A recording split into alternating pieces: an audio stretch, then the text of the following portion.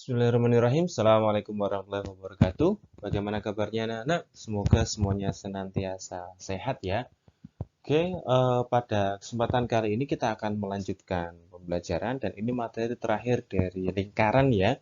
Jadi ini sifatnya materi tambahan karena pada materi utama itu sudah selesai di bagian kemarin yaitu tentang garis singgung lingkaran yang ada 3 jilid seperti itu. Nah, pada kesempatan ini materi tambahan tetapi materi ini juga melatih kemampuan berpikir kita ya. Jadi pada pembahasan ini nanti akan melatih kita bagaimana cara kita eh, meraba istilahnya atau apa, melogikakan, menganalogikan satu bentuk yang abstrak untuk nanti kita bisa dapatkan penyelesaiannya.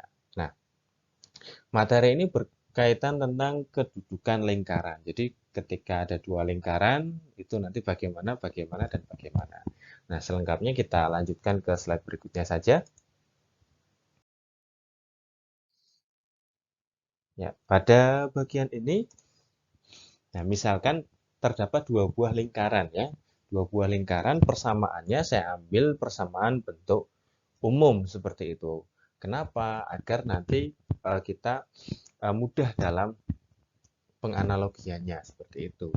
Nah, jika ada dua buah lingkaran, ya maka kedudukannya itu ada beberapa kemungkinan. Apa saja? Mari kita lanjutkan. Yang pertama, dua buah lingkaran itu akan saling berpotongan. Ya, berpotongan nanti juga ada beberapa macam. Nah, yang pertama begini.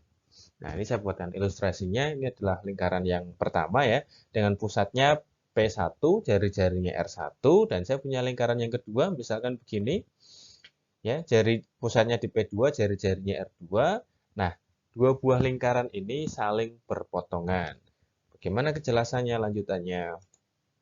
Nah, jadi berpotongannya ada beberapa macam ya.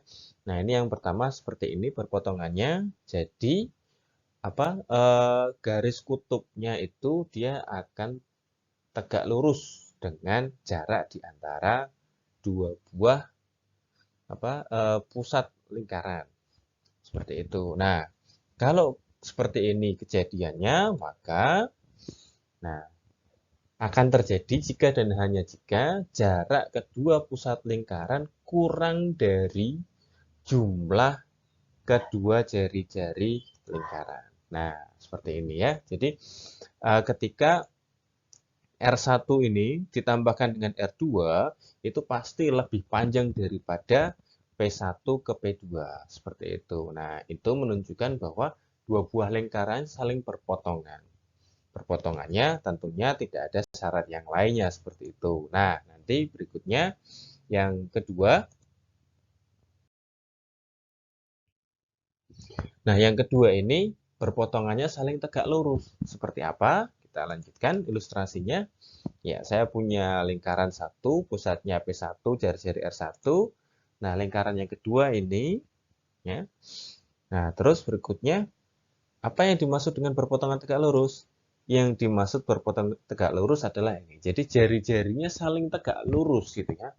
Jadi jari-jari lingkaran pertama dengan jari-jari lingkaran kedua pada gambar ini dia saling tegak lurus. Konsekuensinya apa? Konsekuensinya adalah jarak antara kedua pusat lingkaran sama dengan jumlah kuadrat jari-jari kedua lingkaran. Jadi ini seperti teorema Pitagoras ya, berbentuk sebuah segitiga siku-siku ya, segitiganya dari P1, P2 terus di sini ya, dengan siku-sikunya pada persinggungan lingkaran itu. Sehingga P1, P2 ini dia menjadi sisi miring ya, sisi miring pada segitiga otomatis sisi miring kuadrat sama dengan jumlah kuadrat di sisi yang lain ketika dijumlahkan seperti itu. Nah, itu untuk perpotongan yang kedua ya.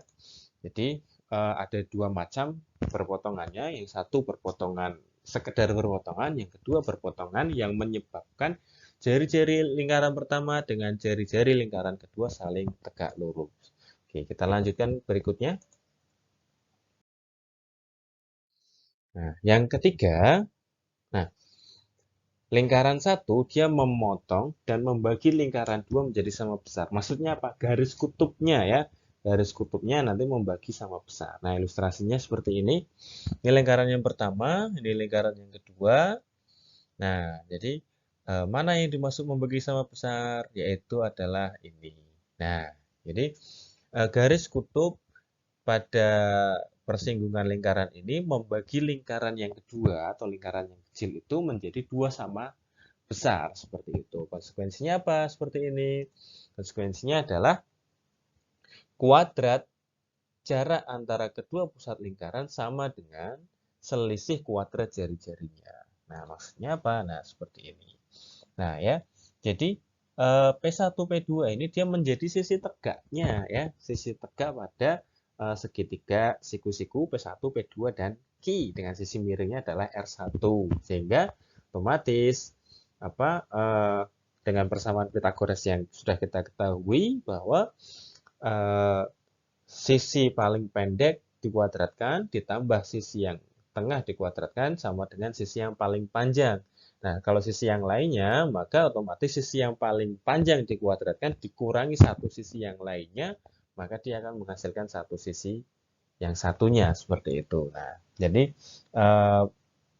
konsekuensi ini dia nanti lebih pada kita menggunakan bantuan teorema Pythagoras untuk apa menganalogikan atau menentukan panjangnya. Lanjutkan untuk yang keempat yaitu nah kalau tadi sudah berpotongan sekarang bersinggungan. Dua buah lingkaran bersinggungan luar. Maksudnya apa? Maksudnya begini. Ya, jadi ini lingkaran yang pertama, lingkaran yang kedua ini ya.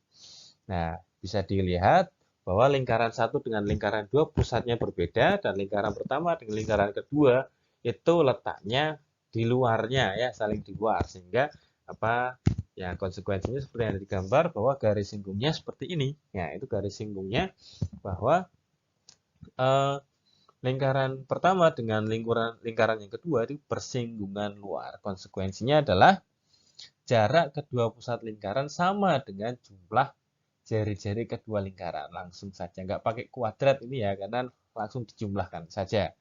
Oke, berikutnya. Yang kelima berarti. Yang kelima, kalau tadi ada bersinggungan luar, maka sekarang bersinggungan dalam. Artinya apa?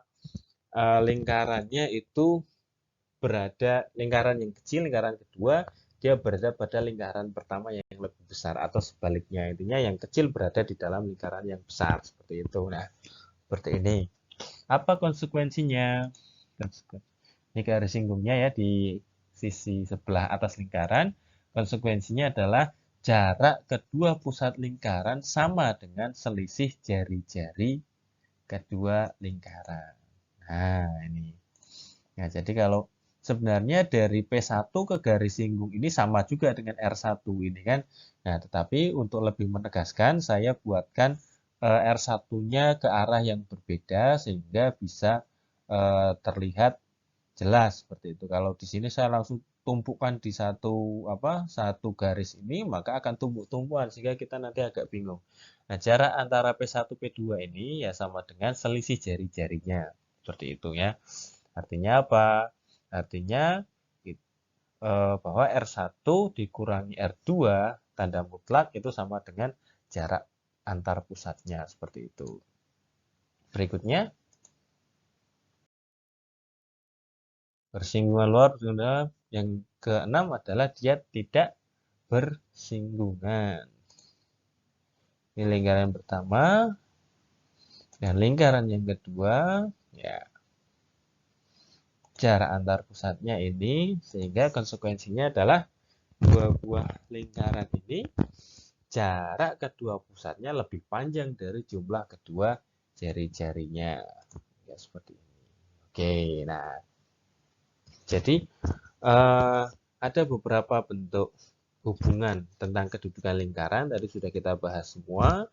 Itu nanti semoga bisa memperkaya kemampuan logik kita dalam berpikir, dalam merancang jika tidak ada ilustrasi gambarnya. Nah, ini saya berikan ilustrasi gambar untuk lebih memudahkan kita dalam memahami konsep yang ada seperti itu.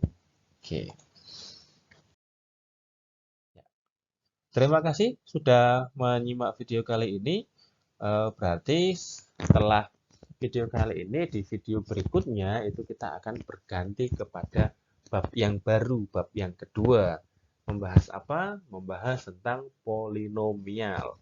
Nah, untuk lebih tahu jelasnya, silahkan simak di video yang berikutnya. Terima kasih. Sekian, Assalamualaikum warahmatullahi wabarakatuh.